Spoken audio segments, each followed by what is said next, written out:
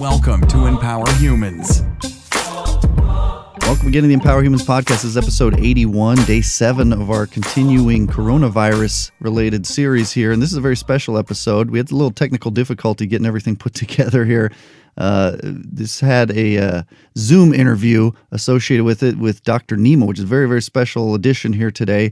Dr. Nima he has kind of a chiropractor background, and he also helps people dissolve their baggage and stress. He works with people's central nervous system and all the facets of what helps people to get rid and flush out these things that are holding us back as people sometimes, and really learn to follow your true path towards happiness and success and joy, alignment in our lives. Much like a chiropractor might help align your back and other joints and areas of your body, he does that in a grander scale as well with all these things. So drnima.com, drnima.com.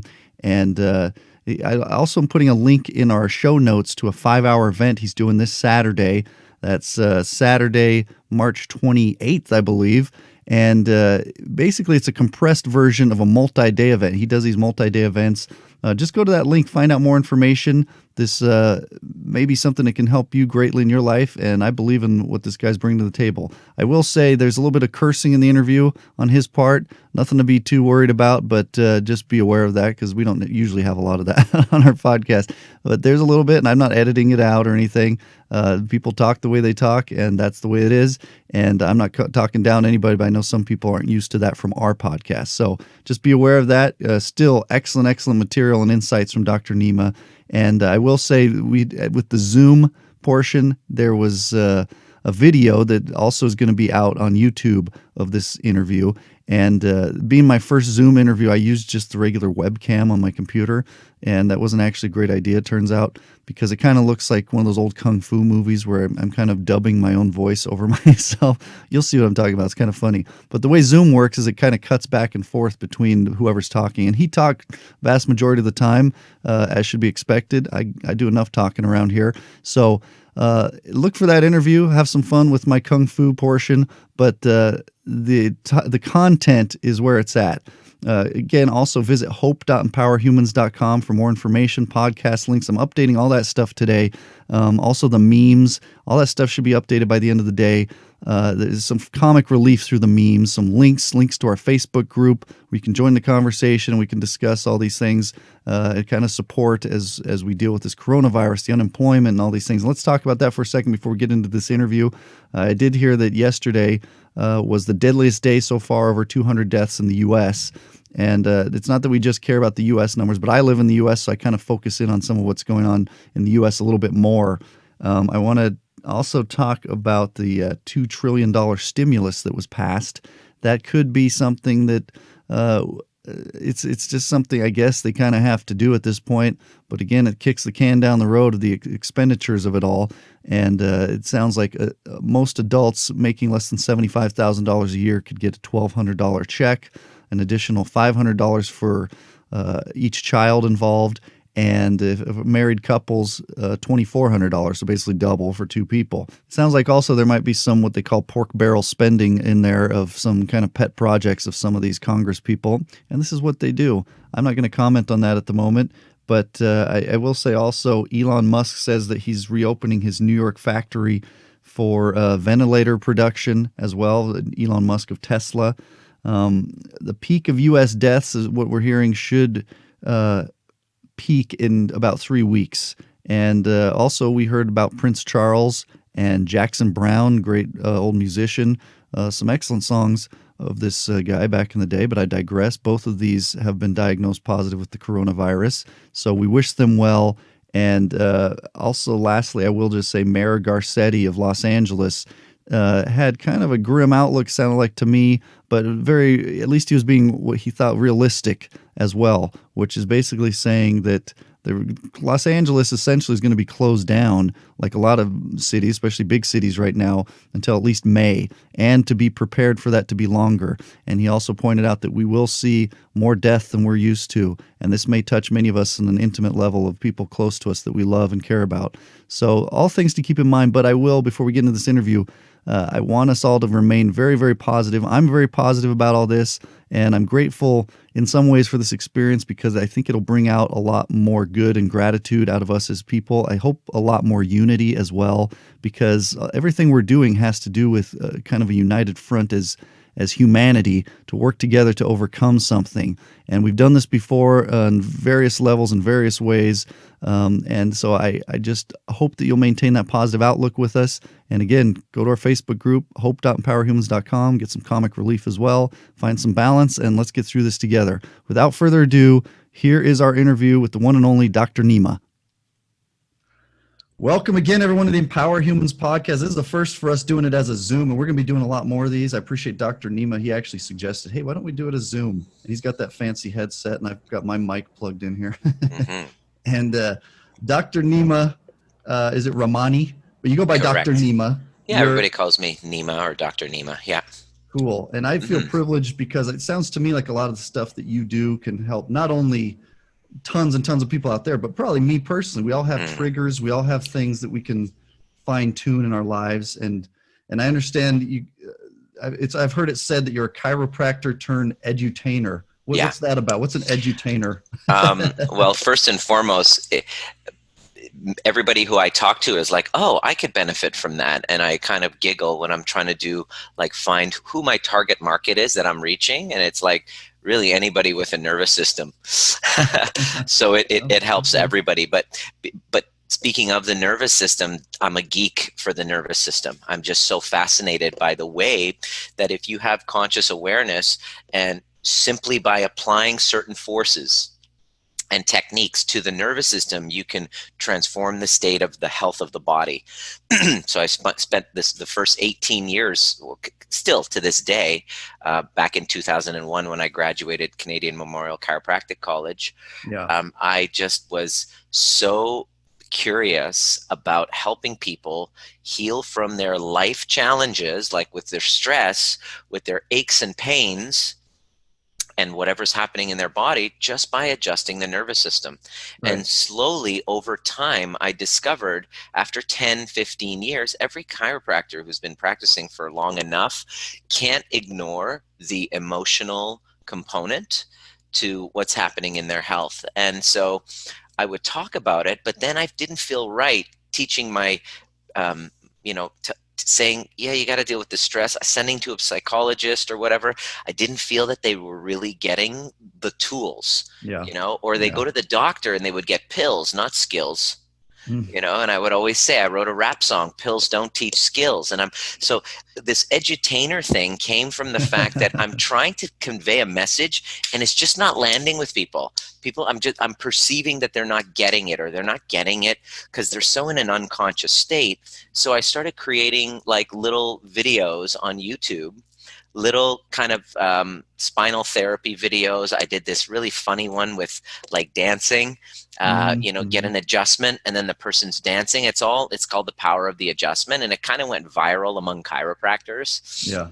And I realized that when people would watch that, they would be like, and it's kind of like when you are entertaining and you're conveying a message, somebody's talking, it's great. But when you're conveying a message that you want to inspire change, you can't just give them information, right? You can't just keep giving information. You have to open up the trap door of their fears and their protective mechanisms, which are natural, by doing something that's going to drop that. So entertaining is necessary before really letting an education land. Yeah. So I created the edutainer.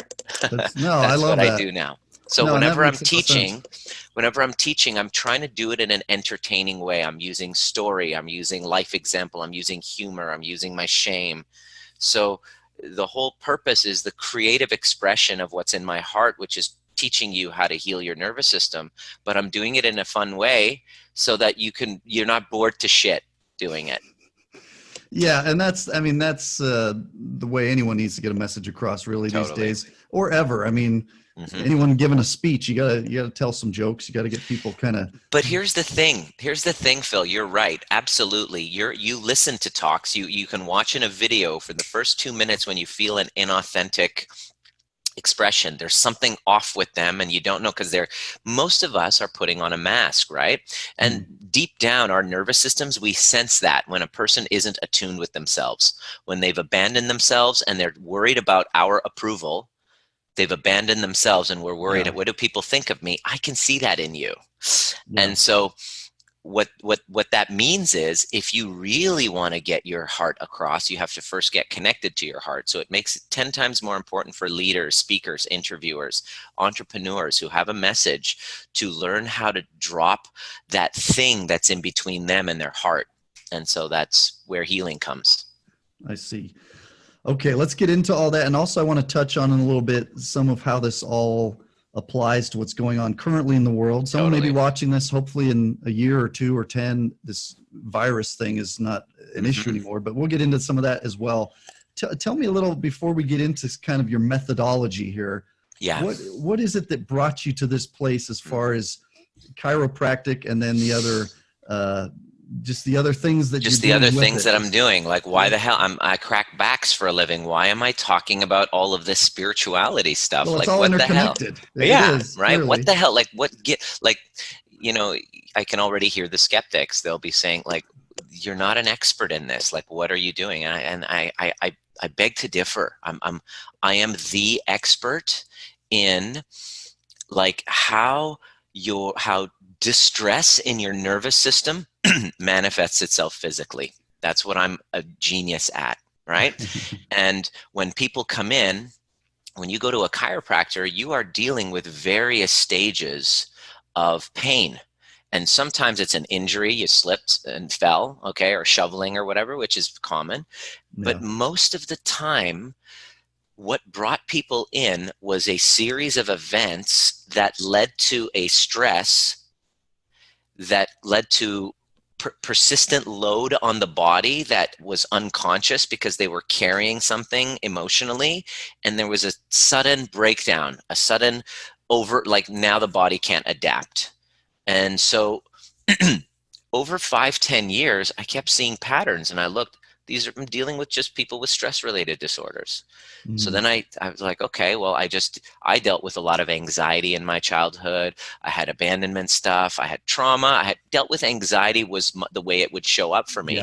So I would really do a lot of personal development to try to, work through my anxiety. And so I would do cognitive work and try to think, rethink my way out of the problem and change the story up here. I didn't know that I was ignoring the body. I was trying to deny the pain. But as soon as I started shifting that, I started noticing changes in my outlook and my perspective and my sense of power and my sense of grounding. And so I just started noticing that patients who are coming in with these stress-related problems, they weren't getting better unless they learned they learned about their nervous system. They learned about how things break down and what a healthy system requires. So now they're walking around conscious. So I'm like, how do I do that because I can't do it in an office. So I created a 3-hour workshop that I would do on Saturday mornings called Life Skills for a Stressful World. Oh. I loved it. I would come in and I'd be really like sharing everything I've ever learned along my journey for myself that's been useful, integrating like everything. I'm like, guys, you got to try this, you got to do this. And what I would notice is the 3-hour mornings were more enjoyable to me than going into the office on Monday and dealing with the same problems. I really wanted to see those people who are seekers, who are explorers, inward bound. Those are the people I really love to work with, because I love to just to listen, to hold a mirror, to check their physiology, to do their adjustments. And it would just be more enjoyable to work with those people because they would have a deeper connection. I had a deeper connection with them. There was more intimacy. I was more involved in a way of giving them kind of places to aim their focus to, right? Where to pay attention to is really what I was teaching them. Right. And when I did that, it was like, holy crap. They would get better. And to make a long story short, that 3-hour day, that 3-hour Saturday morning has now turned into 3-day live event that I do all over the world. I retired from my full-time chiropractic practice 3-4 years ago, made the scary leap, that terrified me, to leave a comfortable job. My parents thought I was freaking crazy. To this day, they're still not quite sure about it. They have this secret fantasy that I will always go back to being a chiropractor and, just get rid of this dream. And there's nothing that's stopping me, because now what I noticed and observed is that the stress-related disorders that everybody's actually dealing with come from some sort of fracture in the relationship. In a relationship.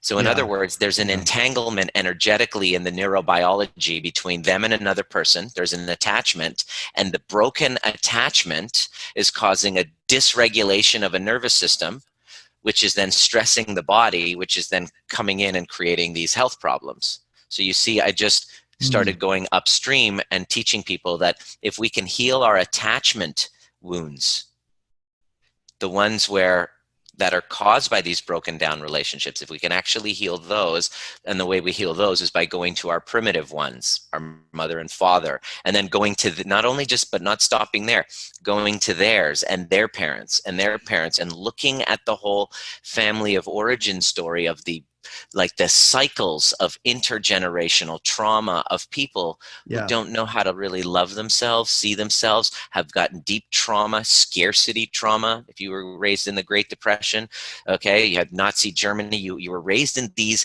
deep traumatic periods through war and Great Depression, like right now, coronavirus that's happening. It is going to create a collective trauma on the entire nervous systems of the planet, much like in the Great Depression. Yeah. Wow. Okay. Much like in 9/11, we're dealing with that right now. And the thing is that we're carrying those with us. So by the time it reaches the point where you have chronic headaches, we got to keep going upstream. We can fix the headaches, but those are still there. And so what I've done, I kind of got this a few years ago. This is why I left, because we're in the midst of a tsunami flood of people recognizing that they're the product of intergenerational trauma. And we're now we're in a time, especially now, is awakening. It's oh my God, I got to deal with my traumas. This isn't coming from me. This is all from the Great Depression. And these are one crisis period after another in the collective nervous systems that are passed down from our generations, and now we're freaking sitting in it. This is very, very interesting. And I personally have gone to therapy and things too. And I don't remember what it's called, but there's a genealogy kind of chart you can do where you break down different triggers and things that go on there. And I like that you call your method the overview method, because it's kind of a big picture. It sounds like a lot of what you're saying is kind of chain reaction stuff. Everything. You look at it from a big picture. You nailed it. You just nailed it. That's why I call it the overview method. Look at that picture right there. See that picture behind me? That's a big What picture. Is that? That's Earth, it looks like to me. Earth from the moon. Yeah. So it's a constant reminder to me of where my perspective actually is wise to be. And now it's more useful than ever, because I'm looking at everything from a global perspective. It's an ability to go out and see the big picture. And the bigger the picture that you see, the more you have a say, the more agency you have in being able to have a say in creating your experience. If you can't see the big picture, you have nowhere to put yourself. Yeah. Right. How then, when you start to look at that big picture, because we've talked about this in the podcast before, I always kind of use the analogy, in the movies where it's there's a house and then they kind of pan out and you see the neighborhood and then you see I love that. That's my favorite. And it's kind of an analogy, it sounds like, for what you're doing and for what a lot of that's my favorite. And Phil, that's my favorite analogy. I do that. That's part of the overview method. What you just said there is I get my clients, when I'm working with them, we do that with them. We actually get them to zoom out from where they are, sitting where you are and observing yourself in this moment from the moon. Yeah, and there's no better way than to get a clear idea of how things are interconnected. Get to the truth. Yeah. To get to the truth. One place and see how it connects to the other places. Right. And to heal it, and so I started realizing that where my focus and attention should be, if I really want to make the biggest impact, is to teach people how to love better within relationships. Yeah.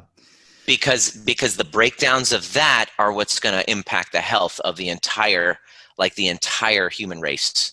How do people do that? How do we love better? Now, we say relationships, a lot of times people think of a romantic, intimate Not thing. just, no, every But that's one. relationship. Yeah, it's friendships. That's brother, Mhm. sister, all the parents, See, cousins, yeah, even in a coworkers. business relationship, love, if I'm present with you right Yeah. now, like in the conversation that we're having right now, Hmm. I'm feeling you're very present.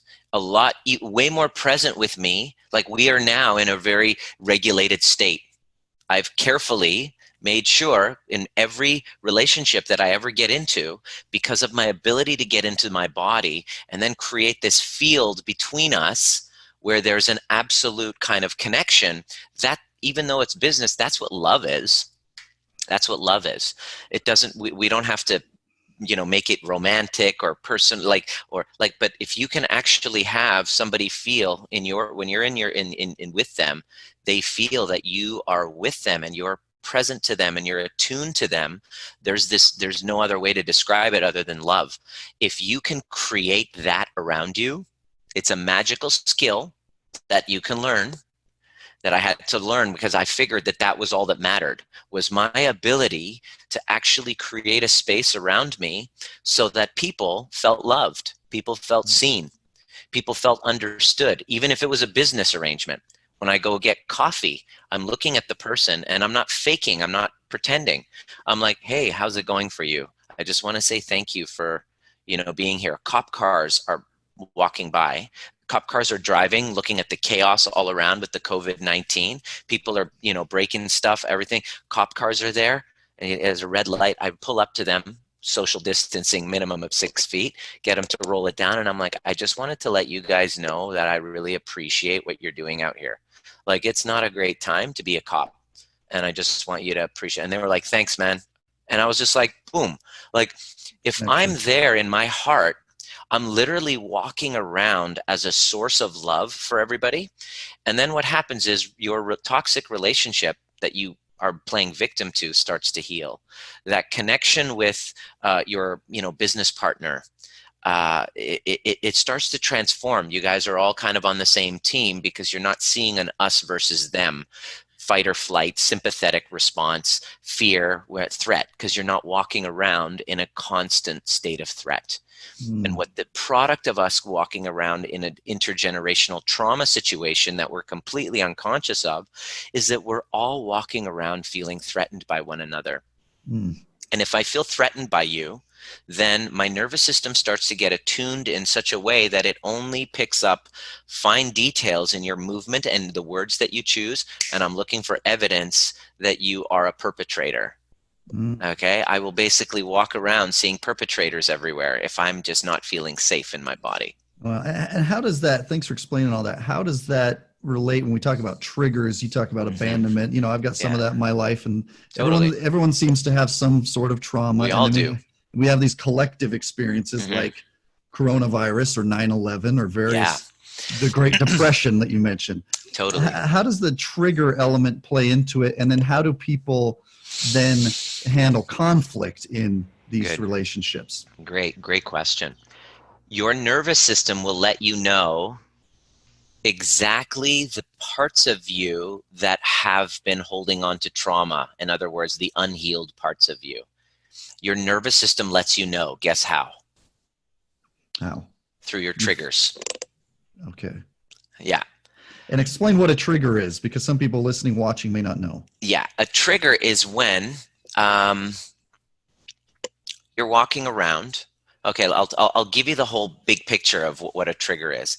Okay. If I twist my ankle when I'm 7 years old, trying to run, and it heals wrong, there's always this little wound there if it doesn't really heal properly. If I don't get the right kind of therapeutics done, the modalities to heal that, there will always be a restricted range of motion. There will always be a little pain point. And that sensitivity is an activation, is a mild activation where the nervous system has kind of like, it's building up pressure. And then a trigger is an external stimulus that's given to you. Could be in just a look from your father. Okay, let me give you an example. Let's say your father was really he would lose his, like fucking lose it on you, Yeah. right? Mm-hmm. And always throughout your life, you didn't feel that safety feeling in your body, Phil. As you walk through life, and let's say you date somebody who turns out, a little bit angry, upset one day, and then all of a sudden they go into, or your boss, for example, goes in and then he gets upset based on something that happens. He raises his voice just a little bit. Boom, all of a sudden you get what's called a trigger. You get activated. It's an activation of your nervous system that we attribute to the thing that's happening there, but it's not about your boss. It's not about your partner. As one of my, one of the clients who reached out to me on a discovery call said yesterday, she goes, "When my husband talks to me, I see my mother." I'm like, okay. But What that that takes means, maturity. Yeah, go ahead. We'll talk more well, about it. of course, but that takes maturity. So does a healthy relationship. Well, That's it's natural for the wife to go maybe to a place to say, you're abusing me or you're something, when in totally reality what it is it's trigger from, in this case, the trigger mother. from a mom. Yeah, exactly. That's why it It, takes maturity. it, It's the overview. It's a bigger picture. this is the work. This is the work I help guide people to. I mean, it's simple. As she's done some work, she's been doing work. She's been doing therapy work. And so that's why they reach out to me. They're like, "Okay, I've done therapy. I'm supposed to be done. What's the deal?" And I'm like, "Dude, like this is in your body. It's a mechanism that when somebody raises their voice right now, to this day, Phil, or if I'm talking with my dad and his voice goes up, I fucking my body goes into this altered state. Okay. Mm. And because if I'm unconscious of that, what'll happen is I will walk around not going places because I'm afraid of that thing coming up. And what happens is then we don't go places, and then we keep avoiding. And then what happens is our world gets smaller and smaller. And these fears of being activated from those old wounds cause us to play small, cause us to stay where we are, cause us to fear going outside into the cave, into the outside world. Mm. And our hero's journey is all about going back there and healing from those wounds, so that when you're around dad, this is how I'm able to salvage a relationship with him, even though we still have challenges, to be prepared in my heart before and taking care of the little boy that felt so scared when he was being yelled at by his father, and going and looking at him and telling him each time, it wasn't about you. Mm. It wasn't about you. It was your dad. He doesn't have an ability to calm his anger. He doesn't know that what you're bringing up for him is feelings he doesn't know how to resolve. And I've had that conversation with my younger self. And I Mm. continue to have it, because when I'm around my father and it comes up, then I know exactly how to trigger proof myself. Yeah. Trigger proofing means to take the trigger and turn it into an access point of deeper self-love, so that I can then show up and use the conflict that just happened, instead of saying, "Screw you, I don't want to talk to you for 5 years," which is what most of us do because we don't know how to manage our triggers. What we're saying is, you bring up so much in me that I don't know how to manage in myself. And because of you, because I'm so blinded by my triggers, I can't see what I'm bringing up for you, Dad. I can't really think about what's going on for you because I just want you to see me. And if I'm so triggered and I haven't taken care of myself, then I'm never able to see empathetically what Mm. I am, from an overview perspective, as a son, am bringing up for a father. Thank you for explaining that too. Is there a way with that? I'm sure there is. What is Deep, your deep school of inner thought? work, deep Yeah. inner healing work. The only way that I have access to seeing you or anyone in my field is I fully am grounded and seeing myself, the parts of me that I abandoned ever since I was a kid when those traumas happen. When we go through these traumas, we go through fight. So we fight, we go through flight, run away, or what most of us do, called the third one, the freeze response, or fawning, where it's like stopping and just like playing dead. Because biologically, when we play dead, you know, it's like if this predator is going to eat me, I'm going to leave my body so I don't have to feel the pain. Or I'm just going, you know, it's just like, I'm just so depressed, I'm just stopped. Or I can just play dead and then they'll leave me alone. So that's the dissociation. This is what most people do. This is when they go into dorsal vagal shutdown. And so your relationships will tell you exactly where you're at with that. You're like the quality, like how you show up when you're triggered is completely unconscious. So it's on us to first learn what my safety mechanisms were and why that totally makes sense for me. Why does that make sense? Oh my gosh, of course it makes. That's how I reacted. That's how I responded. So when I go unconscious, when I get triggered, I know exactly the steps to make to then go, okay, I'm unconscious right now. It feels like shit. This is probably the hardest part, the most difficult part of this process. That's why this is a practice, Phil, and that's why this is a lifelong practice.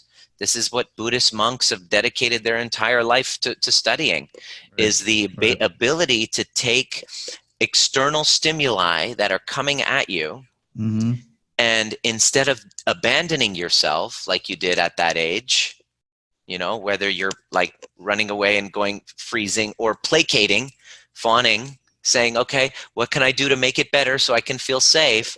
You then go back to the little boy who abandoned himself, Phil, to be safe, and you then give him what he was most needing.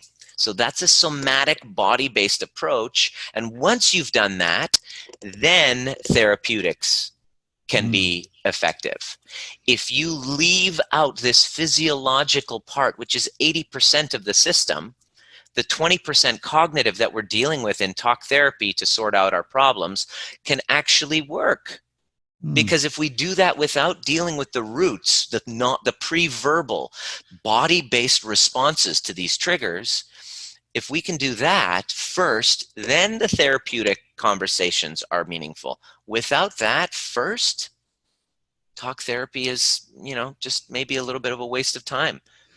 So it sounds like a lot of what you're saying is we need to heal ourselves. And a lot of people look at this as, I need to go to dad and say, Dad, you did this to me, and hope that he says, I'm sorry. And then it's healed that way. And that can happen, and it might not, and that can't be the basis for our healing. Oh, you nailed it. You nailed it right there. Most people think healing is this. I'm going to confront my dad and tell him what an asshole I think he was. And so what you're basically doing is, that's your childlike state, going for daddy and asking for daddy's approval, so that daddy can then turn around and then say, there, son, I love you. That's what I've always wanted, right? And then I realized that when I approach that and I go from that victim standpoint, the dad, who himself is traumatized, that's why he acted in his unconscious ways, takes that as an attack. And to his ego, because he doesn't know this work, he doesn't know how to dance with his own ego, because that's what happens, is you really get an awareness of your ego. I call it dancing with your dark passenger. Dad doesn't know how to dance with his dark passenger. Soon as you say, Dad, you hurt me, what you're wanting to hear from dad at that point is, Phil, I see you. It must have been really tough for you to go through what you did. Like, I know there were nights where I left you lonely. I left you so-and-so. I didn't acknowledge you. I missed your high school baseball. That must have been horrible for you, feeling lonely, feeling this. Like, this is what you want, right? But dad doesn't know how to do that. He hasn't learned how to heal himself. Because a truly healed individual would be able to go, oh my God, let me see the impact on you. Wow, that was a really horrific impact that I had on you, son. Because the father would have to be able to be in touch with his own emotions and his own pain from his own traumas and connect with those parts of him to really feel the pain.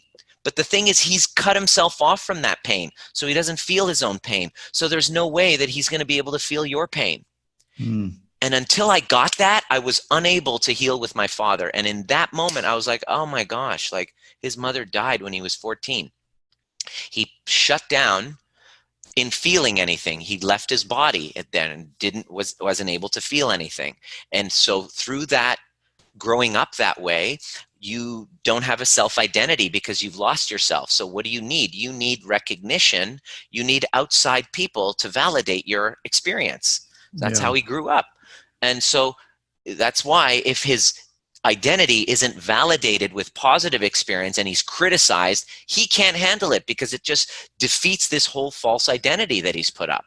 Wow. Right? And this is all of us, right? Can you relate to this, Phil? Yeah. Well, I think too, we have to empathize a little bit with this older generation to the extent that they didn't learn to talk about it. Like my grandfather, my dad talks about, he was a farm boy, the youngest of 12 kids, and he didn't know how to talk. He was born to be a worker. No, and Yeah. he, I think, dealt with depression. My dad as well. He never said "I love you."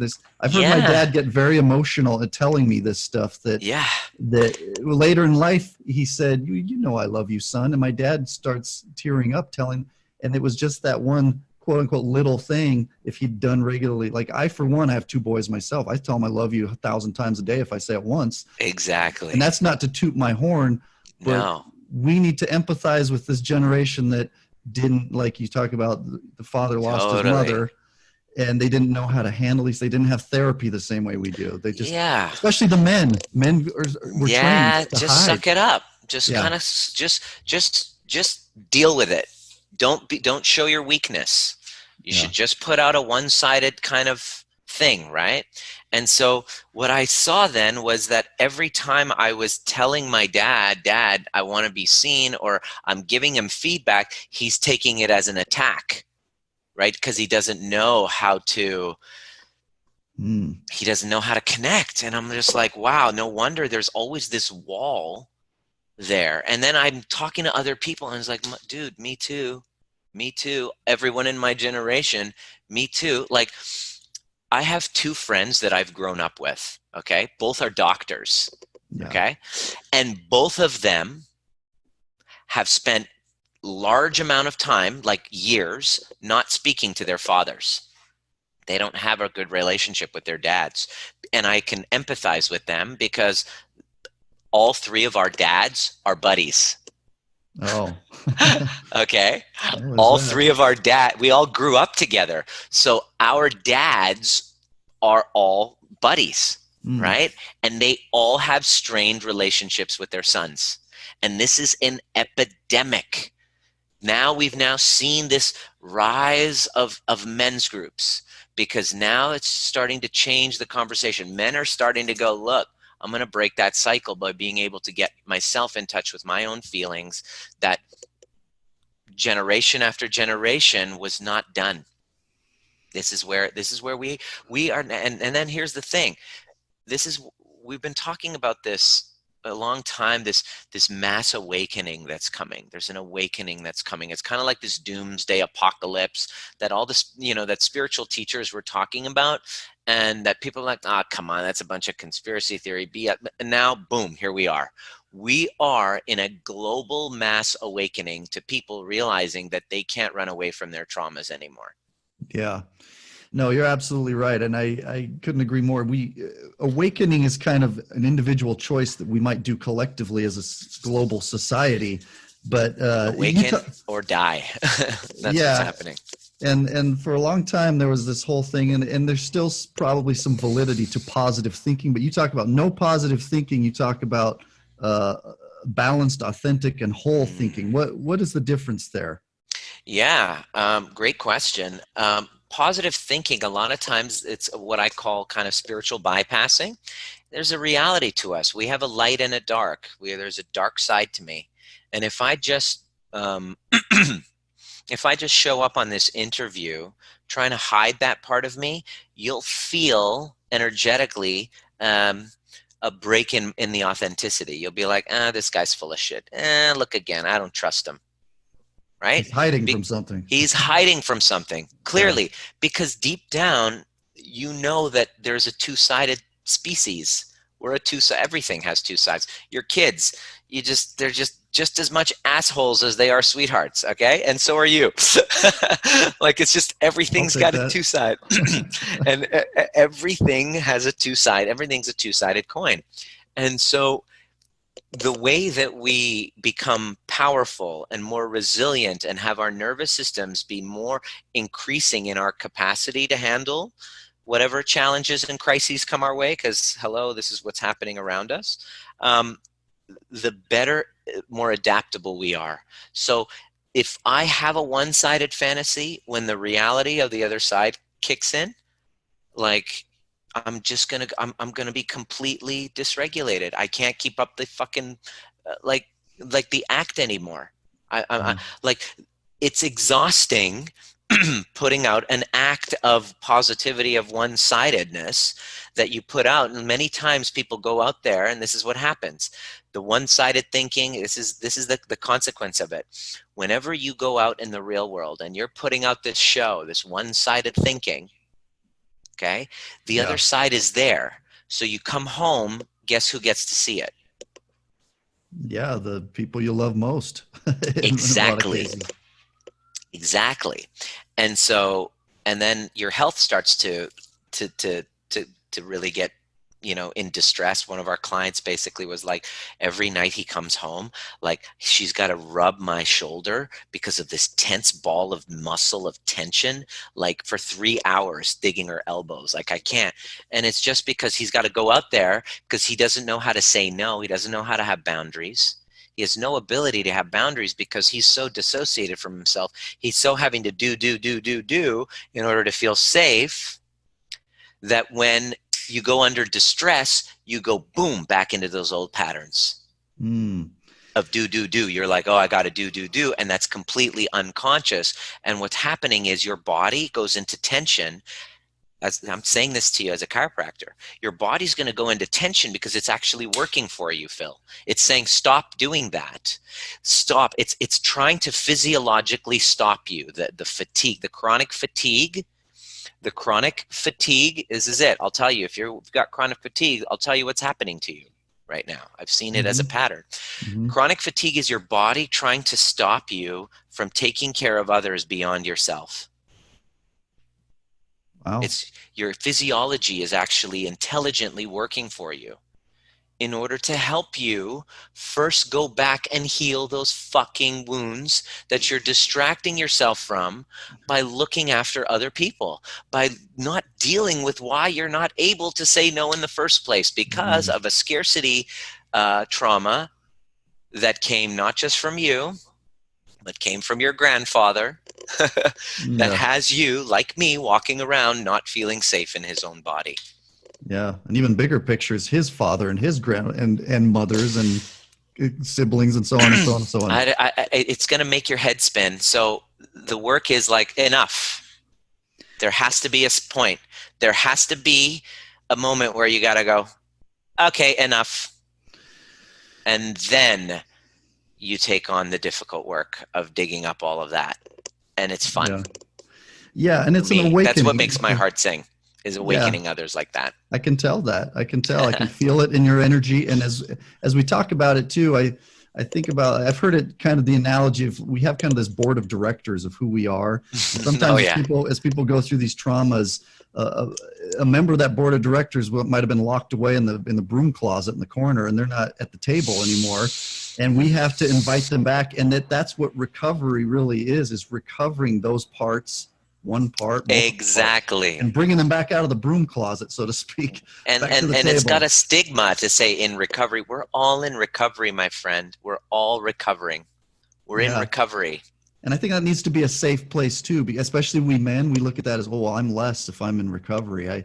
I need to be the tough guy, and and when just people are like, stuff up. Yeah, I'm in recovery. People are like, oh, I'm in this terrible recovery. Shut the hell up. We're all in recovery, dude. Yeah, we're all in recovery. We just have different degrees and stages of what we've recovered from, but we all have this incredible story if we learn how to navigate it. And the part of the story that you're in right now is the part of the awakening. Welcome to the hero's journey. Okay, here you are in your hero's journey, and now we've had this conversation, and now you're looking back and going, holy shit, now you're awakening. Now that means that there's going to be a call. There's always a call in every hero's journey, in Superman, in Batman, Wizard of Oz, Matrix, same thing. There's like follow the white rabbit, Neo. So they go and they follow, and then lo and behold, once the call, you answer the call, the next part of it will be the refusal of the call. It's like, That's no, interesting. no. I can't. I don't want to. Not me. As Neo would say, I'm not the one. You watch The Matrix, right? Sure. No, I'm not the one. I'm not the one. And I'm here to, and then I play the role of the Morpheus. I play the role of Morpheus, and I say, you are the one, Neo. Yes, it is you, and it's your work to go and heal those parts so that you can step into the leadership role that you've been avoiding because you've been stuck in that story unconsciously. And that's the hard pivot point, it sounds like, where you either pivot this way or you pivot back to the bad, the old patterns that weren't working. Those are the moments where I have discovery calls with people, and those are the pivot points. It's like one of those things. I'm Morpheus, and then by the end of the call, I'm like, okay, Phil, based on what you told me about everything that's happened up into your story to now, I get it. Okay. So here's a portal right here. And there's a portal right there in your new universe of the new you. Here you go. It's not going to be cheap. It's going to be a lot of calamity along the way. It's going to be incredibly painful. Things that you have, never, you've been burying and not wanting to deal with. We're going to have to bring them up. So you want to do this or not? And then guess what they say? Depends, right? Some are like, let's do it. I can't, like, if the pain of the old life in the ordinary world is big enough, then you'll jump through. But if it's not that painful, we call it what they're called golden handcuffs, golden prison. I'm going to stay in the ordinary world, golden prison. And they're not yet ready to make the leap. So I'm ready for those who are willing to jump in the portal. Those are those moments of that discovery call when I'm talking to somebody who's just really resonated with what I'm saying, is like, yes, I want you to help me get there. What do you want? Well, I want to heal my relationships now. I want to be able to have a completely different experience of life. I want to unplug from the matrix and create my own reality based on truth. Okay, great. Yeah. Let's do it. Neo. Yeah. And of course, the other side of that coin, aside from the pain and calamity you described, is that they can, as you put it, they can dissolve their baggage and they don't have that weighing on them constantly. There's a price to pay for anything in this world, but they might have to go through some of that pain to then have that benefit, which is massive. It's freeing. I mean, this is what, aside from all the love and things we talk about, which is very, very important, being free on every level. Well, here's the thing. I'll tell you, it feels really good, Phil, to talk to you and just be able to be really complete with my past and not really be ashamed of anything about myself. Really have integrated my shame and know that I was, didn't show up really well in relationships in the past. I was, abusive. I was angry. I was easily triggered. I was manipulative. I dated many girls and I was never satisfied with one. I was very transactional. It feels really good to be able to share that openly with you, but not in a self-critical, self-judging way, in a very understanding of myself way, not justifying my behavior, but understanding it. Because by dissolving the hate and judgment I had for it, which took me a while, that was the big part. I was able to actually then integrate and understand that part of me. And then now to be able to be in a space where I'm looking and I'm like, I absolutely love what I do. It's an adventure. it's going places. I'm getting opportunities left, right, and center because more people are starting to feel the need to hear this message. My Facebook group is growing.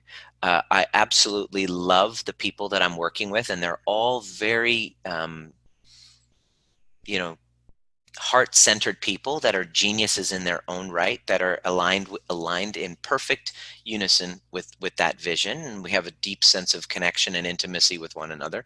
And I have a close circle of friends that they know that I got their back, and I know that they have my back.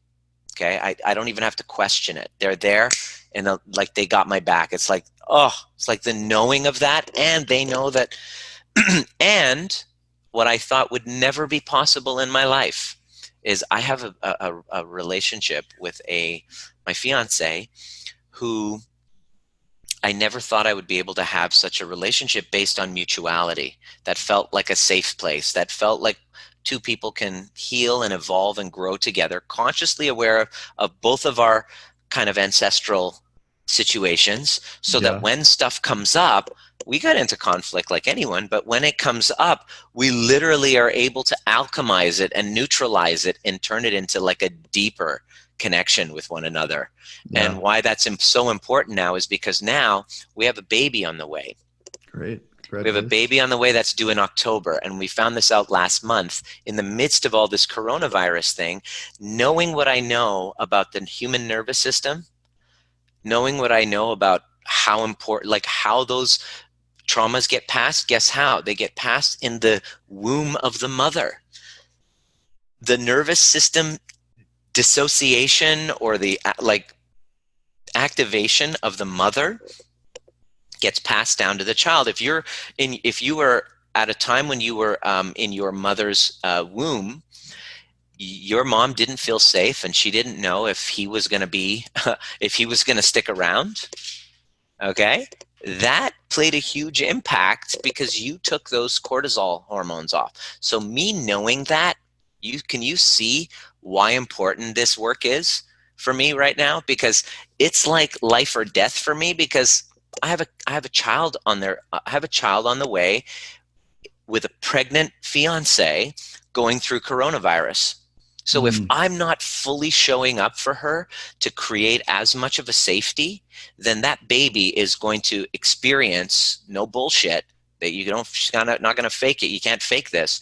Is going to experience a state where it's not safe. And I want to create a child that is, that always feels seen and heard and loved, so that they can actually have just a knowing of self-confidence.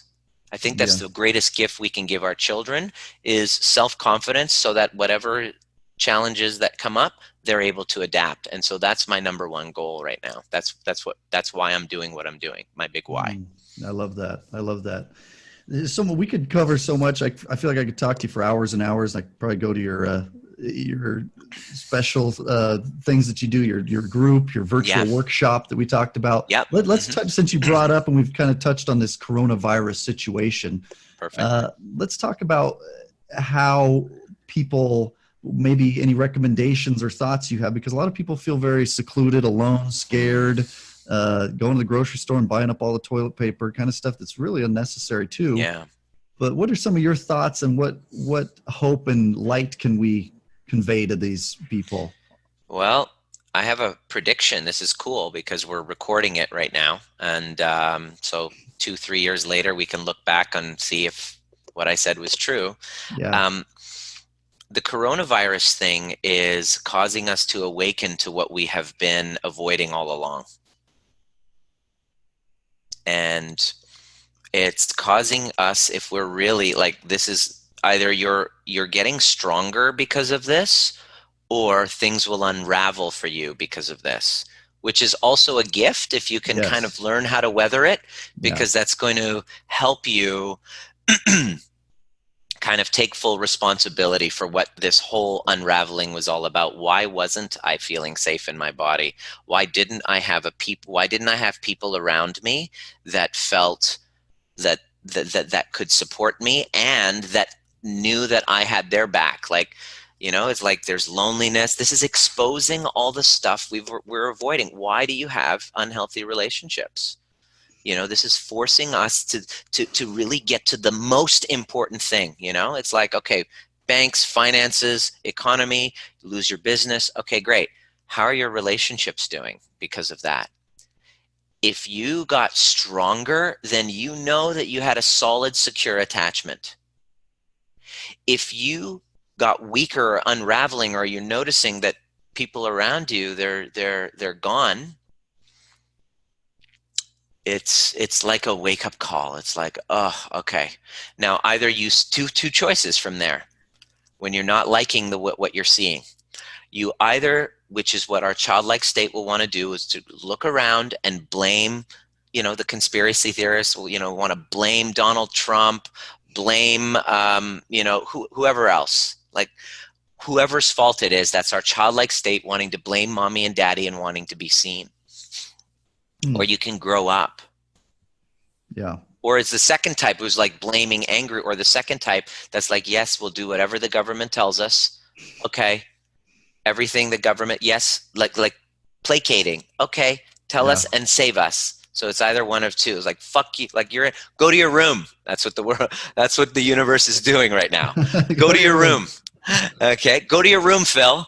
And so now Phil's got to sit there and look around and go, what am I going to do? So you're either going to go and become a good little boy, or you're going to go, fuck you, right? Or you're going to turn around and you're going to heal that little boy that felt not seen at the time, and then step up and look around at all of the opportunities to serve the people that need the healed version of you the most, because you have gifts to share and they need this the most from you now.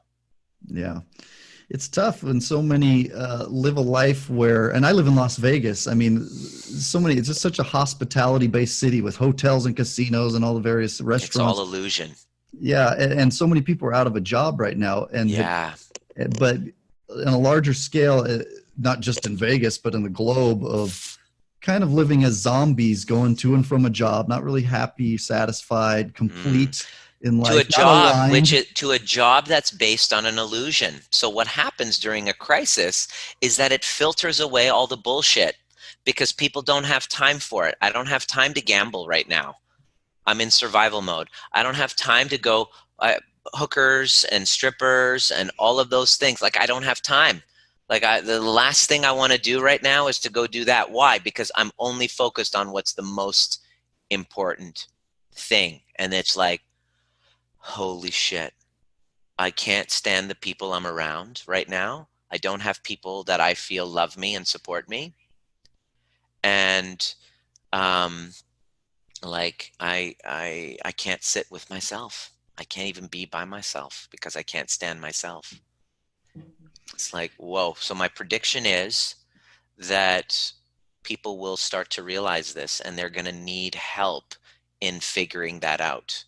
Yeah, that agree. Is the greatest identity crisis we're going through. I'm 44. I've gone through, and I just went on the other side of an identity crisis right now.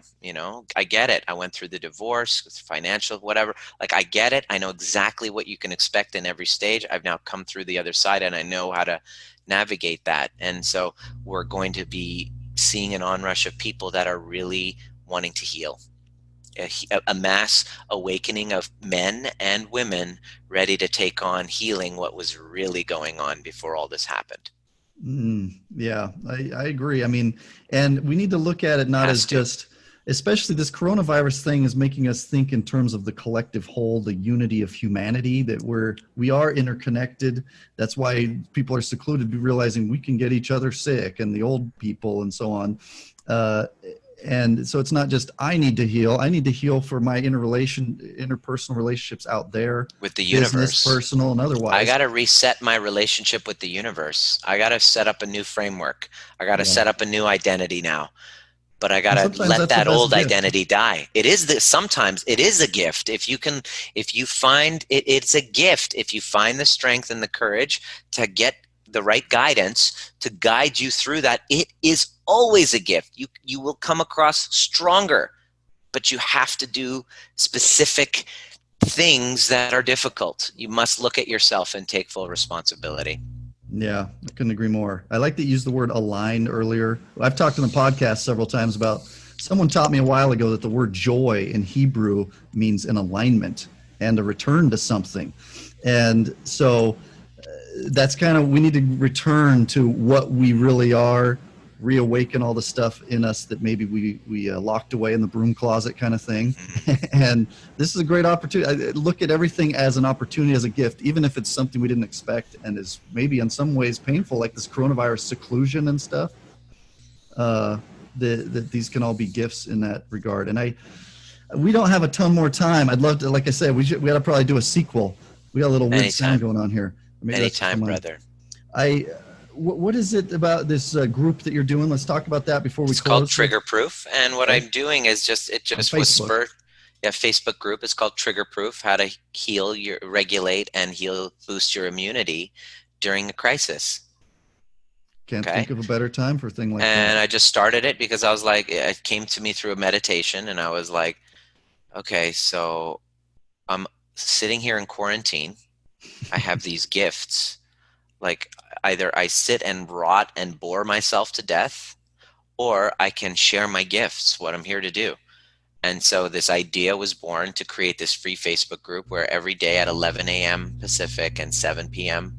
Pacific, I do a trigger-proof transmission where I really get myself into a very heart-centered, loving place that's connected to why I'm here, connected to all those parts of me that were wounded that I carry with me, and my intergenerational family that I carry with me behind me. Whoa, that's a big thing. I carry them all with me to transmit kind of like a lesson that's going to help you regulate your nervous system. It's kind of science and soul together, because you got to have everything. So every day, 11 a.m. Pacific time. This is it's coming up in like 10 minutes. Coming up in like after I finish my chat with you, I'm going to go get myself, maybe do a little run, ask myself key questions to really prepare myself, and then I'm going to just kind of I love it. So drnima.com, drnima.com, the Trigger Proof Facebook group, and of course the overview method. I can't say enough great things about all the stuff you had to say today. And I want to, like I said, I want to return and kind of pick up where we left off, and maybe see where we're at in a month or 2 or 6 or whatever with this coronavirus. Dude, see how your predictions come about. Yeah, well, yeah, this is I'm hoping that people will start to awaken to that, right? But many won't, and that's okay. But the people who really know that they were meant for something greater are going to awaken to that and go, okay, I think I'm ready. Yeah. Okay, even though I'm scared, I'm ready. Yeah, and I'm glad that you're giving people a safe place to do that and feel that and take those leaps of faith, so to speak. Thank you so much for your time, and I'll let you go run, get ready for your group event and all the various things you're doing, but let's stay in touch. It was a great conversation, and I look forward to chatting more. Yeah, likewise. Next time, and for our viewers and listeners, we don't always have viewers, we do have listeners, but as always, empower yourself, empower the world around you. Thank you. Thanks so much for listening to Empower Humans. If you enjoyed the show, please rate and review this podcast. For more great content and to stay up to date, visit empowerhumans.com. We'll catch you next time.